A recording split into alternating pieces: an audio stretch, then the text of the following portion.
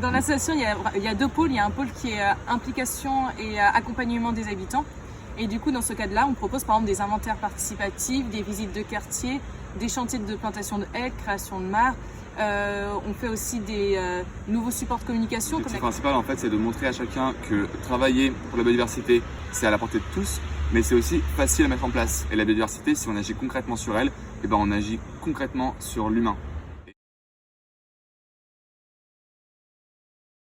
C'est la vie sauvage du voisinage. En fait, on a invité chaque personne, qu'elle ait un rebord de fenêtre, un balcon ou un grand jardin, ou même une résidence, et ben de laisser un petit peu l'inventaire de toute la faune et la flore qui a élu domicile chez elle.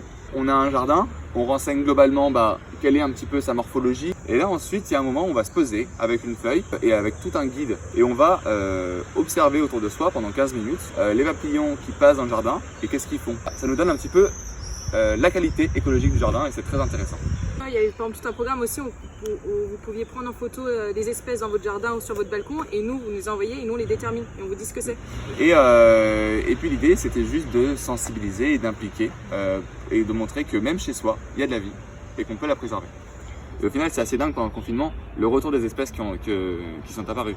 Le héron, le castor. Alors oui, c'est s'intéresser, mais surtout faire un premier pas pour certaines personnes. C'est-à-dire que qui s'ennuient à un moment donné, on dit bon, ça peut être intéressant. Et en fait, il suffit d'observer un papillon chez soi, d'arriver à le retenir pour être curieux du papillon qui est à côté. Et de fil en aiguille, en fait, ça devient une sorte de virus, mais avec le besoin de se connaître davantage et surtout de voir quel rôle je pourrais apporter pour la préservation de mon propre environnement.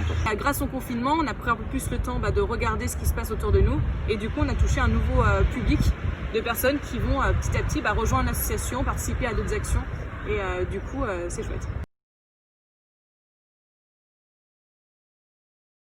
On ne peut pas déjà trop s'avancer là-dessus, il faudrait attendre au moins 2 ans. En tout cas, avec le nombre de fleurs sauvages qu'on a vues dans les espaces verts, on peut se dire que toutes les espèces qui ont besoin de ces plantes sauvages pour perdurer ont été largement favorisées. Voilà. Et vu que c'est à peu près la base de la chaîne alimentaire dans nos villes, on peut imaginer aussi que le reste de la biodiversité s'en est porté très bien, quoi. Beaucoup de demandes, de conseils par rapport à la gestion de son jardin ou de son espace de vie. Il y a aussi qu'est-ce que c'est que cette espèce, ça c'est vraiment une énorme demande qu'on a vue et les habitants étaient trop contents qu'on puisse répondre dans la journée, voilà c'est telle ou telle espèce parce que du coup en fait on s'est dit qu'on allait proposer un outil, donc c'est une application mobile et en fait ça permet de modéliser son jardin, donc d'avoir vraiment de remplir un espèce de questionnaire etc. et d'avoir déjà une première approche de son jardin. On obtient une note, un Jardiscore et en fait par la suite il y a plein de conseils et de solutions qui viennent s'intégrer à l'application pour améliorer un petit peu la note de son jardin en matière de biodiversité. Et ça c'est une application concrète de ce qui s'est déroulé pendant le confinement. Mais en tout cas, voilà, on se tient et on se tiendra toujours disponible pour répondre aux questionnements des habitants en matière sur ce qu'est la biodiversité en ville.